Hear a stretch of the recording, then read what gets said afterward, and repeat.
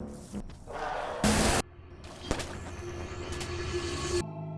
think Animal Well might be one of the best games I've played in the last year, or 2 years, maybe 5, maybe 10. I'm just gonna get straight to the point because I don't want to do an intro, anything. Like, you just need to play this game. This game is so good. I'm gonna start with the fact that this game felt like everything I wanted to do in a platformer as a kid. When I played this game, I got memories of playing New Super Mario Bros. Wii, and just wanting to turn around on a level or fly up to the highest point in the map and find a secret, but there's nothing there. But in Animal Well, if you fly up to the top of the map, or if you go in some random corner and jump to some random ledge, you'll probably find something, which is so fun. This game is exactly what I needed as a kid. If I played this 10 years ago, I would be playing it for hours every single day. Some of the puzzles in this game actually took me a long time, like a while, and I'll show it on screen. There were times I struggled with this game. But let me give it a proper introduction. Animal Well is a game where you take place as a Mexican jumping bean, which is, yes, confirmed by the developer. Oh, and the guy who developed this game is one guy, by the way. It's one guy. You take place in well, you guessed it, an animal well. It's a weird underground magical world that hosts this very specific animal kingdom.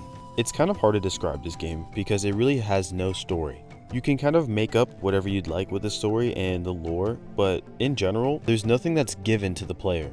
I don't believe there's any dialogue. I don't think there's any lore bits, any readable items. But to be honest, the game doesn't need it, like, at all. So this video is going to be strictly about the gameplay of Animal Well. If you grew up playing video games like Mario, then you would know that the first thing you should do in a level is run the other way. Usually the game will try to point you in a different direction, but if you've played enough of these games, you would know that running in the opposite direction will usually grant you a reward or a secret. But playing Animal Well felt different. When I first started the game, you have the option to either go left or right. Now initially I thought, hey, this game probably wants me to go right. Most video games start on the right side of the game, so I'm going to go left. So then I went left, and there was more options. I could go up or down. And then next thing you know, I'm all the way on the left side of the map in some random corner with 4 different options. This game perfectly hides secrets. There's so many times where you can see random vines just leading to a path, but then that path leads to an entirely different section of the game, and it just keeps expanding. It keeps going. Every single secret in this game felt rewarding, because most of the time when you're exploring in this game, it's for a reason. There were times where I would go around looking for something, thinking it's a secret, and then it ends up being an extremely important item that I need later. Walking around in Animal Well is exactly what I needed, and it's so refreshing. What's also pretty refreshing in this game is the puzzles.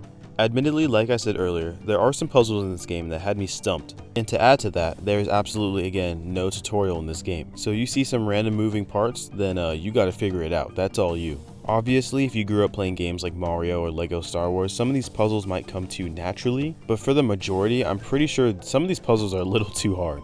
Which would probably be my one criticism of this game, which is some of these puzzles are just like, there's no way you could have figured that out if you didn't do this one thing. But in a way, that's exactly what this game wants you to do. It wants you to abuse your freedom because eventually it's going to help you. Even the developer said himself, if you can solve a puzzle one way, it was probably intended. Because there are some puzzles in this game which I tried to skip over using certain tricks, and the game stopped me. It actually had like one thing that was there to stop me. So it really did feel like there was kind of any way you could beat these puzzles. It was just the fact that you had to beat them. Without spoiling the late game too much, a lot of the abilities in this game are really fun to use. Some of them alter your gameplay slightly, but a lot of them are actually game changers. Whether that be movement abilities or a way to travel the map or different ways to tackle enemies. Speaking of which, despite how relaxing this game is, it's also very eerie. Now, I don't want to scare anyone off deciding to play this game because it's not a scary game. By no means is this game outright trying to scare you, but the game does use the tactics of megalophobia to strike fear into the player. Because there are some times in this game where it's trying to scare you on purpose and it does it well. But after that one time, it's really not that scary, it's more of just intense. But the way they do it, and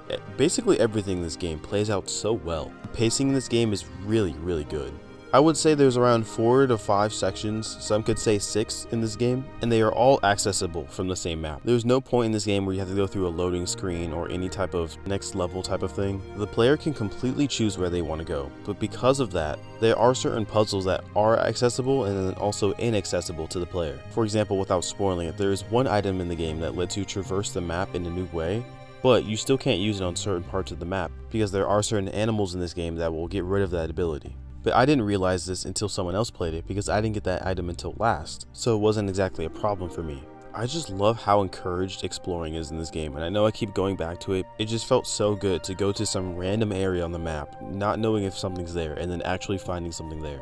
I'm telling you, my dopamine was off the charts. Another thing I love that was related to exploring is figuring out how things work in this game. There are some parts where there is trial and error, and you will be penalized for having an error, but not the whole game is like that. And I'm pretty sure the game encourages you to try new things, because you will never know if that new thing, if that idea of yours will actually lead up to a new item. Like, there were some mechanics in this game that I didn't know existed until I just randomly did it, and I was like, oh my god.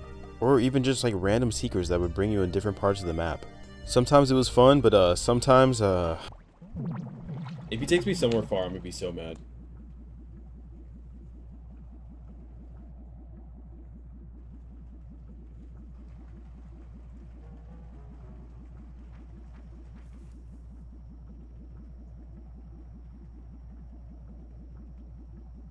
One thing I loved about this game is that the penalty for error is actually not that bad. If you mess up on a puzzle or enemy, it'll reset you, but it won't take everything away from you. There were times where I'll fall really far down in this game, or I'll just press a button and then die immediately, and that button will stay pressed, which is really relieving. I do think the developer of this game did understand that there are some parts of this game where you cannot go back and do all of that again. Like, there's no way I'm going back to do that whole puzzle just to press this button again, and have the chance of failing. And I do think that's one of the main reasons why I kept playing this game, because there was multiple puzzles in this game where I would fail horribly, and then I would go back to that same point and the puzzle was still finished. I just had to either go back to where I was or just walk right through because I already solved the puzzle before. Same thing with the enemies in this game. When you die in this game, it's not that bad. It will reset you back to your save point, but like I said, everything on the map at least is just the same as how you left it. The only thing that's really resetting is your player. Now I want to talk about the world design. If you can't tell from the background footage, this game is beautiful. That's all I have to say. This game is so good looking. It's so, like, it nails the retro future kind of look. All of the sprite designs are perfect. I don't have anything wrong with this game. The atmosphere of this game plus the design is just a perfect combo, and I think this is exactly what the developer wanted. This looks like a video game out of a dream. I'm not even joking, and it plays like that too. I am just shocked at how well this game was made. Oh, and the fact that I played this on a PS5 controller, and the haptic on this controller and all the sounds and little rustles in the controller, that was perfect. Dude, I was talking about the controller to my brother for like maybe an hour. I didn't know a PS5 controller could do that. With the actual level design itself, everything feels so fluid. Anything that was a secret kind of, I wouldn't say obviously was a secret, but like you could tell if you were looking for it. Things that were supposed to be blocked off were obviously blocked off on purpose. Nothing really felt indirect at all. Everything was just really well made. Because of that, I played this game for hours, like hours on end. Because the way this game is played out is that you find one thing and then you realize that that one thing is exactly what you needed earlier. But then you go to that place earlier and there's just so many more options to explore, and you have to go back and find different things to help you with that new area. Or another thing that kept me going was when I would find a secret and I know I couldn't access that secret just by walking over there, so I had to make and test this elaborate plan just so I can go and get this one secret. It was just big things like that that just kept me going, and every single time I loaded up this game, I would find something new. Something that I stepped over earlier, or something I didn't notice the first time, and it's just really cool to see this much love put into one single platformer. Now, like I said earlier, the only really big critique I had about this game was some of the puzzles. I do think that it's really cool that this game has no sense of direction or no tutorial, but there are some parts where I think it really is needed. If you are someone who has really good pattern recognition, some of the puzzles might come to you easier, but I guess for a lot of people this game is kind of hard. Like, it took me a while to actually figure out the main objective of this game because there's just so much that it throws at you. Like, one of the main collectibles in this game are eggs, and I got confused because I don't even know how many eggs are in this game. I haven't found all of them. I'm still playing the game, which I'll talk about in a second, but there's just so much that's going on in this game, you don't really know what to do. And that's the one thing I would change, is just add some sort of direction, maybe a sign, maybe an objective goal at the top of the screen or something. Something that gives the player just a little nudge towards the finish line. And the last thing I want to talk about is I'm not done with this game. I beat the game. I'm not going to spoil it, but I just found out that there's another around 10 hours of this game after you beat it. There's an entire new secret thing to find. There's more objectives. I looked online, people are saying there's different layers to this game, which is insane. And all I can say about that is that I'm excited. I'm excited to log back on and just go and find all of these secrets. But again, that ties back to what I was saying earlier, how some of these secrets are kind of tedious to find because there's no tutorial. If you didn't look online at least once while trying to find like one of the late game puzzles, then congrats to you, because I needed at least somewhere to start. Because although I do love finding things by myself and searching it up later to see how other people did it, this game was difficult.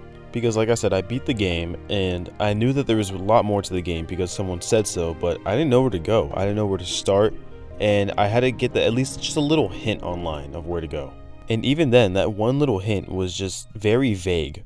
But, you know, I signed up for this. I love puzzle games. Eventually, I'm going to solve it, and it's going to feel rewarding. Overall, I would give this game like a 9.2 out of 10. It's really fun. Like, everything about it is fun, except for the puzzle part that's just like, it's a little too difficult. Besides that, though, you don't need a lot to finish the main game. Like, what I'm talking about, the end part, is mostly late game stuff, but the main game itself is just, it's so pretty. It's so free. I highly recommend that almost anyone should play Animal Well. Unless you absolutely suck at puzzle games or platformers, this game is just perfect. It's not mechanically challenging in any way, and you don't need to do much to solve it. But yeah, go play it or something. I don't know.